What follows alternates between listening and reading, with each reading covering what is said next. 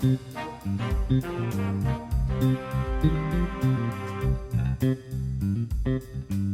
and welcome to Dollars and Cents, the Australia Institute podcast where we're talking about just what the hell is going on in the economy. I'm Elinor Johnston-Leake, the senior content producer here at the Australia Institute, and as always, I'm talking to our chief economist, Greg Jericho. Hello, Greg. Hi, Elinor. How are we doing today? Pretty good. Pretty good? Pretty good. It's miserable weather outside. Here in Canberra, it's raining Yep. cold and everyone's feeling a bit, are we getting colds? Are we getting flus? My daughter certainly is, but It's coming into winter and it's a bit miserable and grey. we're powering on through the week of Senate estimates. We sure are. Yeah, there's a lot going on. The thing I actually wanted to talk about today actually happened last week, which was we got a policy from One Nation, which has some details about gas. Australians are rightly unhappy. Despite our enormous resource wealth, ordinary families are not seeing the benefits in affordable energy, reduced debt, or improved services. Public unrest is building because successive governments have failed to secure a fair share while pursuing policies that risk killing the industry that generates that wealth. I thought that the initial reaction to this policy from the media was a bit interesting because it was a bit, I guess, from a lot of people surprised that Pauline Hanson on One Nation would take this approach. A lot of people, or a lot of headlines were calling it things like, oh, One Nation's doing a Nordic style approach to gas, or, you know, even calling her, saying, Pauline's gone communist. And I was like, oh, that's surprising for her. And then you sort of look a little deeper and I don't think that that's exactly what's going on here. First off, she did announce this policy at a gas conference. So, Greg, what were the actual details of this plan here? Yeah, there was a lot of credulous reporting, I guess we can put it that way. And you're right. She gave a speech at the Australian Energy Producers annual conference. This is the one I went to last year when it was in Brisbane, and kind of was given a bit of a cold shoulder by security guards and various types, and was clearly not wanted to be there. You weren't invited back? No.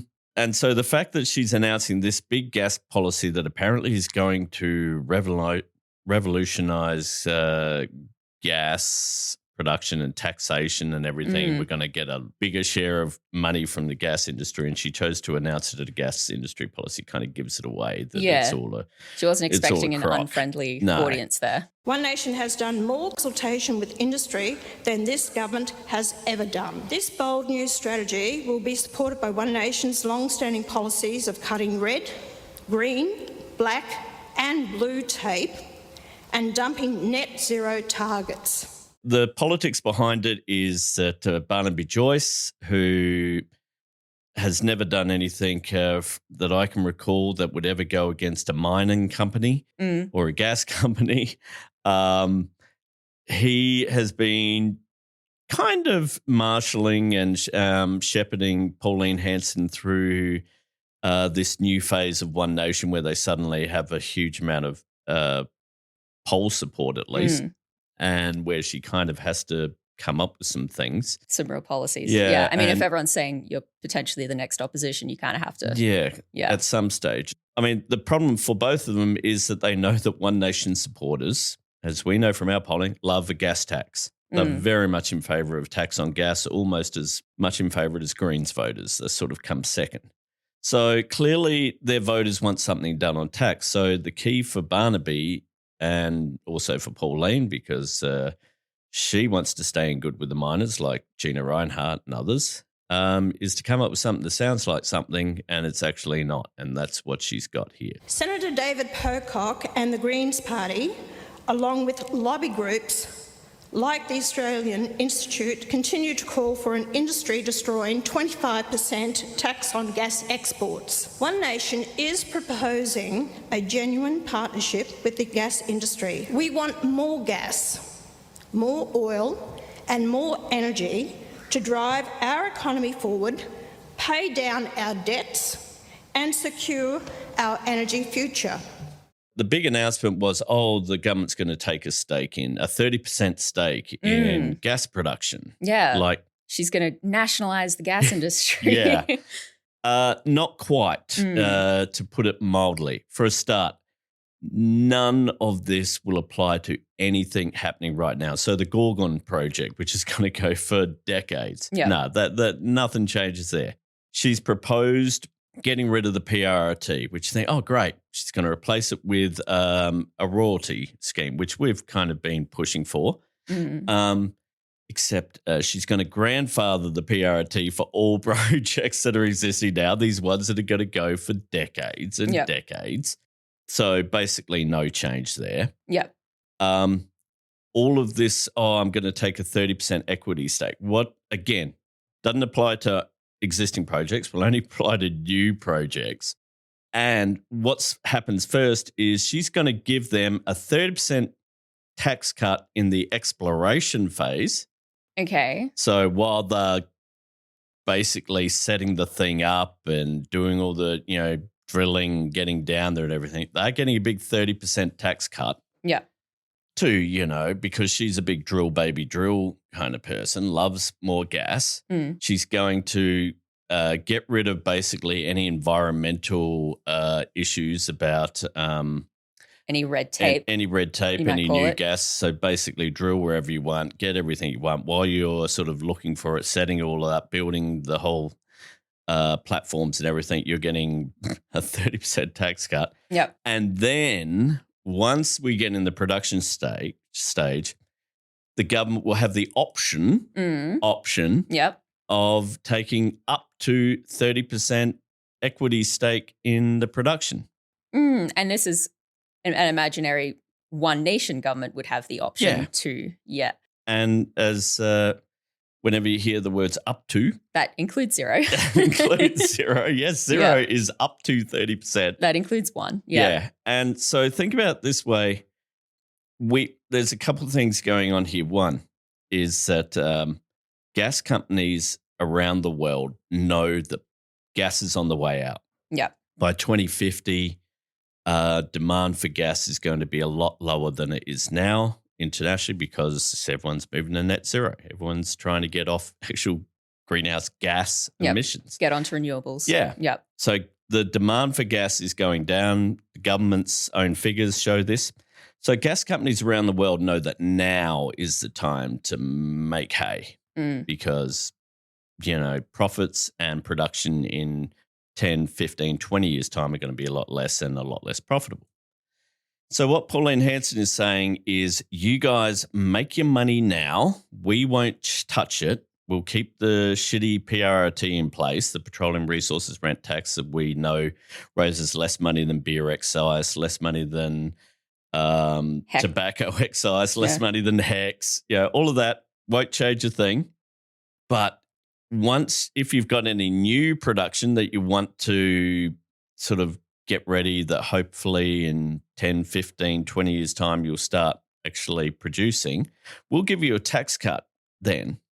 And then in 10, 15, 20 years' time when that demand for gas is basically gone and everything, then the government might come in and take an up to 30% stake in it, at which point that's when we would start getting extra revenue, supposedly. So at best, we're talking 10, 15 years we might get some more money. And that's only if a government decides to take a stake, and that's not counting the huge loss of revenue that we've got from giving them a big tax cut in the exploration stage.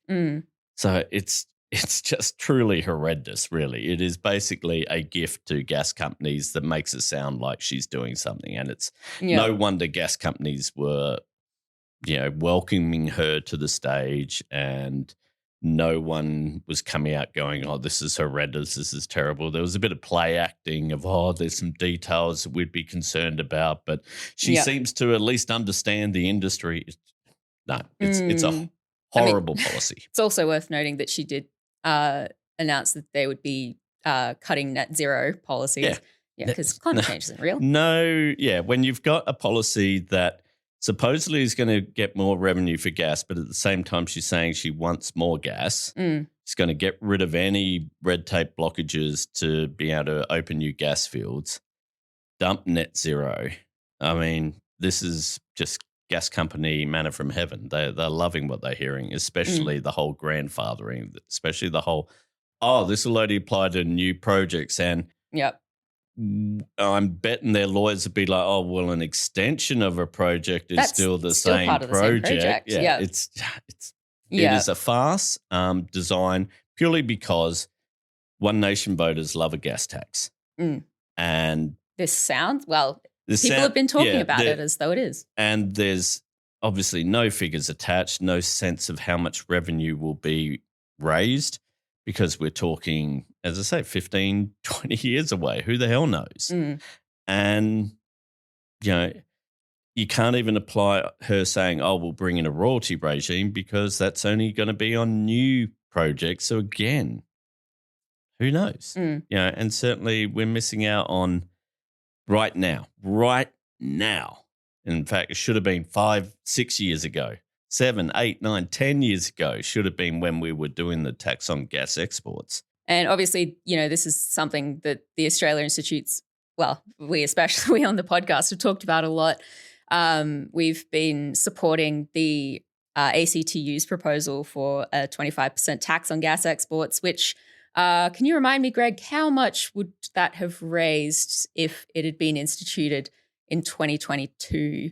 Well, right now it would be up to $71 billion, $71.1 billion, 71.126856 98. Oh, wait, no, I can't keep up with the dollars. And that's in it's going pretty quickly. It's in about the last 4 years or so. That would have raised $71 billion. $71 billion. So $17 billion a year on average right now. And Pauline Hanson's response is to, how about we wait 15 years and then maybe do something, but probably not. Yeah. Because it's only up to 30% and it's only an option. Yeah. So not quite communism from Pauline there, rather actually beautiful corporate capitalism at its finest. Is there a potential element here as well with the government potentially taking on equity of essentially a dying industry? Yeah, that's the other thing. If you were going to do something like this, take on equity, you would have produced this policy in, say, 1985. Yeah. Because that would have been a good time to start doing these things. Or even, say, 2005. But 2025, 26, no, not the time to start thinking about this, especially when you're only going to be taking equity stake in a production of a project that maybe kicks in 2035, 2040. Yeah, it's laughable, but it got the headlines because the media just swallowed it whole. Yeah, I mean, why do you think there was, I suppose, such inadequate coverage of this policy? Look, I don't know if you've read our media recently. Look, to me, it came across very much like the coverage of Donald Trump announcing a deal has been done with Iran. I mean, how many deals have now been announced that have been done?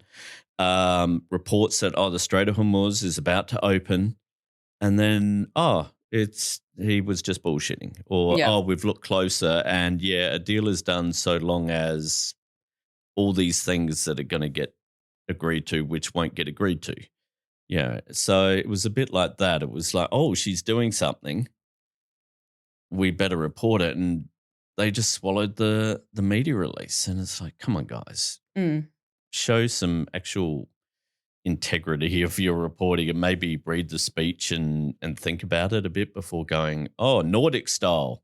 It's like, no. Not even close. Yeah, just the fact that she announced it at a gas conference. Yeah, you'd think, guys, aren't your spidey senses tingling there? That it's like she's not going to, they don't invite the Sally McManus to go to the Australian Energy Producers Conference to talk about her 30% tax on gas. I mean, they invited me to go to a little conference in Sydney and probably after that they're like, we're not doing that again. I mean, you weren't exactly announcing government policy. No, I was just laughing at them and having lots of fun doing it. Yeah.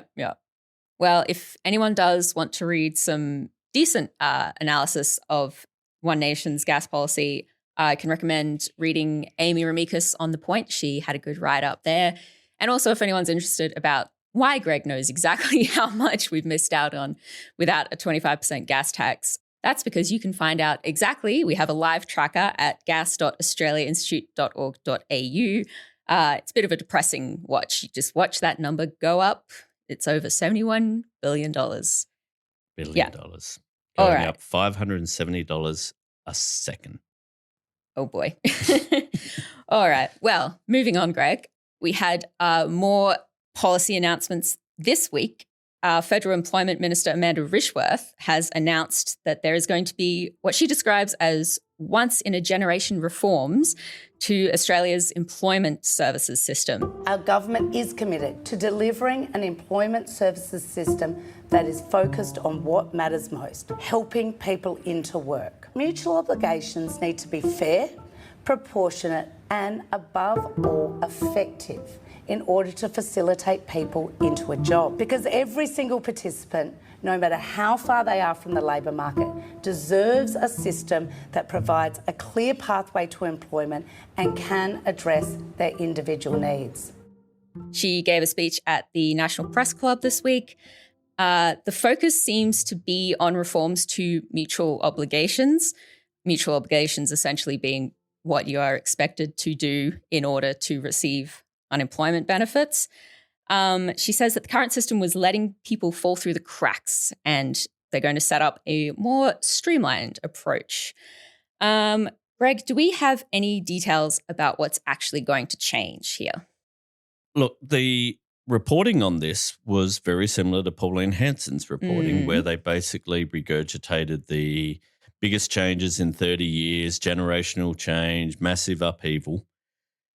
Her speech had a lot of good intentions in it and everything, but when you went along to the department's webpage to have a look at all the details, you realise, it's kind of, there's a concept of a plan here and they're going to be doing some consultation. They're going to set up some groups to consult with before they actually bring in anything. There doesn't seem to be like they need to make any legislative changes, which makes you think, really? How much of a change? How much of a change is it if you don't need to actually bring any laws? Look, if you listen to her speech at the National Press Club and her question and answers, the one thing that was clear from it was that the privatisation of the Commonwealth Employment Service, the old CES, done by John Howard, has been a complete bollocks of a swap. Like we've always said, if you privatise public services, you make public services all about profits. Yeah. And, my line has always been whenever you privatise a public service, you should also announce the date that the Royal Commission into abuses of the system will start. Yeah. We haven't had that for the job provider networks. To be honest, I think they probably should, because what all researchers has found, including the government's employment white paper, which was done a few years back in 2023, pointed out that these job provider networks, these private organisations where when you're unemployed, if you want to get job seeker, you got to go through a job provider who basically helps you find work and also or might suggest here are some mutual obligations you have to do, like go along to this pointless training course, or maybe even you have to do some quote unquote volunteering work at certain places. Yeah, or you have basically to work for the dole kind apply of thing. for so many jobs a day. Yeah. And what all researchers found is these job and essentially whenever they quote unquote find a job for you, they get money. So the whole thing is, if we privatize this, because they will get money for finding people jobs, that really incentivizes them to find a job. And what researchers found is, yes, they will find any job for anyone and not care whether it is a job that fits them, is good for them. If it doesn't if the job doesn't stick, like they're there for a bit, well, then they come back onto the system, they get another job. And, there's it's what they call kind of creaming the system a bit. And also the research found that these job networks are best at finding, quote unquote, finding a job for people who live in cities with lots of skills and education and didn't need their help at all. Well, yeah, I imagine it would be pretty easy to find a job for those people. So that's where they have their big success. And when it comes to anyone with any disadvantages, whether it be poor education, comes from a low socioeconomic background, English as a second language, lives in rural areas, like actual people who need help, they were useless. Yeah. And also they didn't care too much about them because why? Because much more profitable to find jobs for people who could have found jobs anyway without them. In fact, there was lots of stories of people who kind of found a job on their own and their job provider was trying to almost force them to say, oh, we found it for you. It's just a horrible system because it's a privatized thing that is very profitable for these companies. That's the failure at the heart of the whole system. And even in her speech, Amanda Rishworth, it's pretty clear that basically the job networks are not working. A lot of code of falling for the cracks, as you say. Yeah. And the problem is we've heard many government ministers over the years talk about falling for the cracks. So it's not an unknown thing. And so what she's outlined is a kind of at least a proposal for a big change of how the whole thing works. Yeah. Well, because the streamlining of basically the people, that seems to be the main thing. Yeah, I mean, streamlining in a sense in that what they're going to supposedly do is put unemployed people into 3 categories. First category are going to be the people who probably have just lost their job, maybe school leavers, uni leavers, people who probably have got good education, the people who probably didn't need the people who are probably going to find a job in a month or so. Yeah. Now, it seems they're not going to have to deal with these job provider networks. There's going to be what she's talking about is an online public service run, basically job finder thing or something there where it's all done online. And the mutual obligations really might just be applying for jobs. Yeah.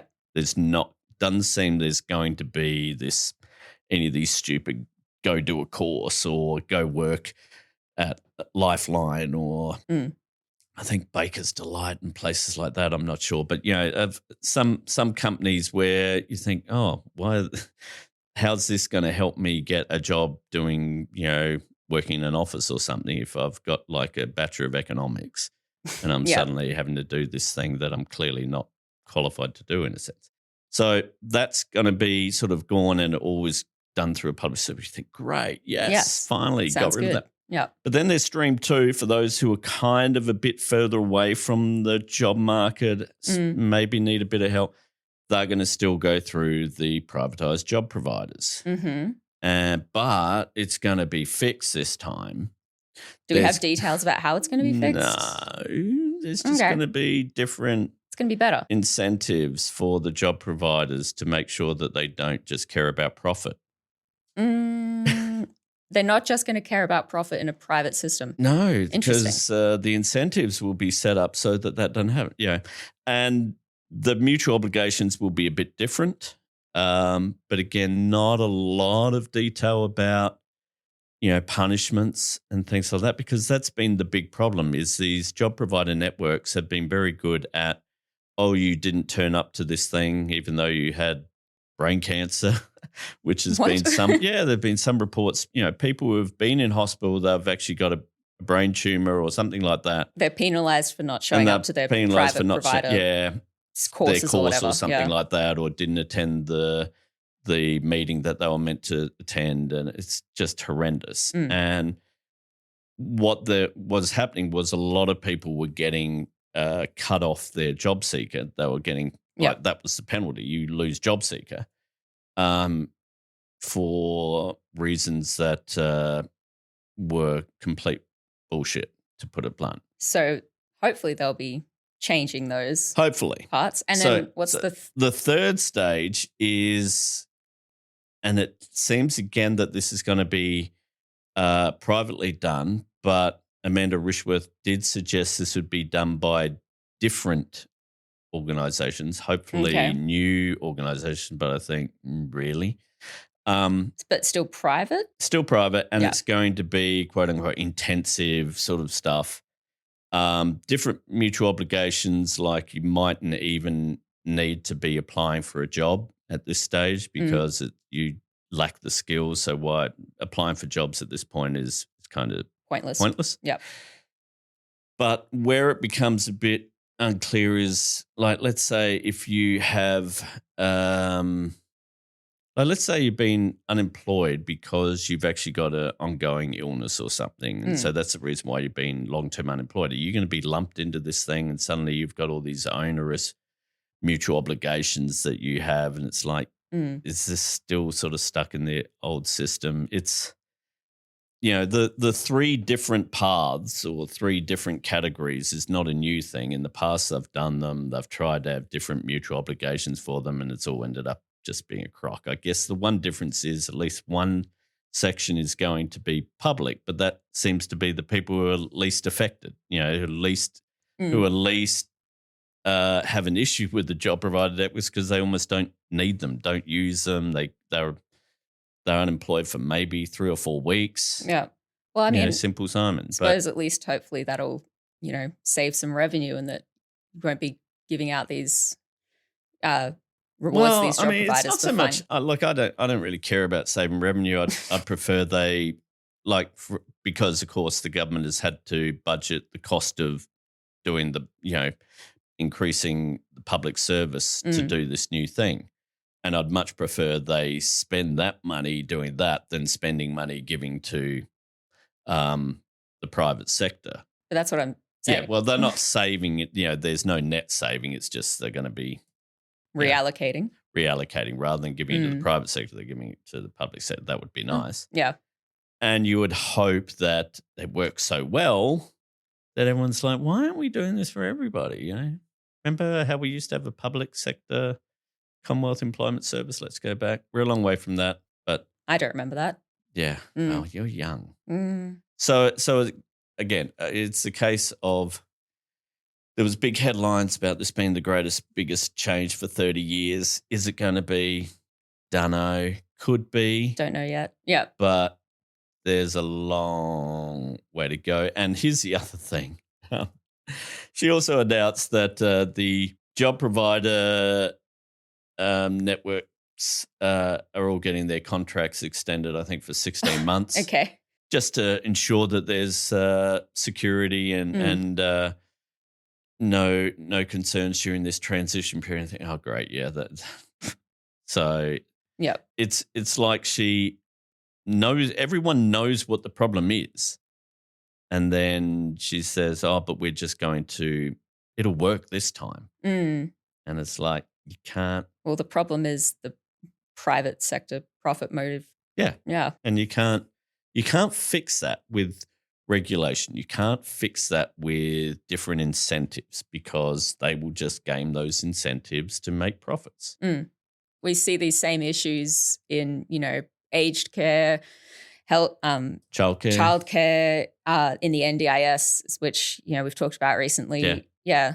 That there's all these shonks that come in. Always the case. Yeah. And whether or not, like the difference with the NDIS is these organisations aren't shonks, as in they're not fly-by-night organisations who are just creaming. What they're doing is that these are big organisations who are just taking advantage of the ability to get money for offering very little. So shonky in the sense of they're not providing anything, but not shonky like with the problem with the NDIS is there's been a lot of, I'm now a service provider. And you're like, what are your qualifications? Oh, there doesn't seem to be many of those. And it's worth mentioning that, in this announcement, there was no announced changes to job seeker, which, as we know, is below the poverty line. 42% below poverty line, or about $300. And the but recent who's counting? budget papers show Treasurer's revising down expenditure in JobSeeker to 3.8% drop. Yeah, it's a weird one, and no one's quite sure because they're not revising down unemployment rate. So are these changes also going to mean people are kicked off? I mean, what the government would be saying is, these changes will ensure people get off JobSeeker quicker. And it's like, okay, that's good. Yeah, we'll see. Is it really just a bit of code for we're going to be kicking people off JobSeeker quicker? Yeah. Who knows? All right. And probably got just a little bit of time to talk about new inflation figures out. Greg, they went down. The April figures came out. Yeah. Annual inflation went from 4.6 to 4.2%. Yep. Most of the drop was due to the big drop from March to April of petrol prices. Mm-hmm. One of the things when you actually look at the figures, because it's a average of April, there's actually likely to be another similar drop in May because the April figures, half of it was above the average, half of it was below, and petrol has stayed low during May. So it would suggest that there's going to be another fall in May. All of this probably won't affect whether or not there's an interest rate rise next month. All the kind of betting on the futures market suggests no, that there won't be an interest rate rise. Okay. The odds are at about 4% of that happening, so basically nothing. But I did read some analysts suggesting August there could be another rate rise. But even then, the market is predicting maybe only one more, and that might be it. And that's purely because, as we saw with the unemployment rate going up to 4.5%, maybe things aren't as great and rosy as the Reserve Bank thinks it is. But it's not as hot and, no, things aren't as on fire. So, but it's no change really to the outlook for interest rates off the back of these, and it's just also shows that pretty much the big jump in April was a bit of a one-off due to Iran, and now it's sort of going back down. All right. Well, we'll just have to see. We will. Well, that's probably all we've got time for today, Greg. It is. And thank you, everyone, for listening. We'll be back with another episode of Dollars and Cents next week. And next week, it's GDP week. Oh. I know. I know you're excited, Elinor. Calm down. I'm so excited. Just calm down. We'll get there. Yep, GDP next week, so that's going to be a big one. This episode of Dollars and Cents was recorded on the 28th of May, and some things may have changed. Oh, gee, you see what I did there? I used May twice. God. Do your outro. I'm an old dad now. Some things may have changed. If you'd like to read more about what is going on with mutual obligations, what is going on with Pauline Hanson's gas tax, get on over to thepoint.com.au. Heaps of stuff over there. We've also got the live blog running this week, and it will be running next week while Parliament is sitting. Amy Ramikas and the rest of the crew, we're all pumping out content like mad. Check it out. It really is informative and entertaining because Amy actually is an entertaining writer as well as informative. She sure is. Yeah. We didn't talk about my column this week. It was a bit of a rant about just how bad the coverage of the budget has been. Head on over to Guardian Australia and check that out. Music, as always, is from Blue Dot Sessions. Everyone, have a great week. And we'll see you all next week for GDP. See ya.